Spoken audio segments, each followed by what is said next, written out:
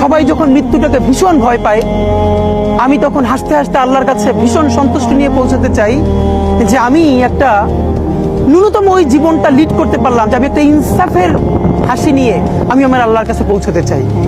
সুতরাং আগামী 50 বছর বাঁচলাম, কোনো ইম্প্যাক্ট তৈরি হলো না আমার দিয়ে, দেশের জন্য, রাষ্ট্রের জন্য, উম্মার জন্য, জাতির জন্য। কিন্তু আমি ধরেন 5 বছর বাঁচলাম, সেটার মধ্য দিয়ে যদি আগামী 50 বছরের ইম্প্যাক্ট তৈরি হয়, তাহলে অনেকদিন বেঁচে থাকায় কি সাফল্যের বলেন? শহীদ প্রেসিডেন্ট জিয়াউর রহমান কয়টা দিন বেঁচেছেন, কিন্তু ভাবেন আজকে পর্যন্ত উনি আমার অনুপ্রেরণা। হাঁটতে হাঁটতে আমার পা ফুলে যায়। আমি, আমার টিম সেদিনকে ব্যাগের মধ্যে জুতো নিয়ে তারপরে একটা শপিং মলে ঘুরছিলাম, মানে পা ফুলে গেছে, পা জুতোয় ঢুকাতে পারছিলাম না। তো জিয়াউর রহমানের একটা ওনার গল্প মনে পড়ছিল, যিনি মাইলকে মাইল যখন হাঁটতেন, ওনার সাথে স্টাফদের পা ফুলে যেত, কিন্তু ওনার তো আর্মি ট্রেনিং আছে। তখন তাকে বলতো, স্যার আপনার তো আর্মি ট্রেনিং, আমরা তো আর পারি না। এই জন্য ওনাকে মানুষ রাখাল রাজা বলতো।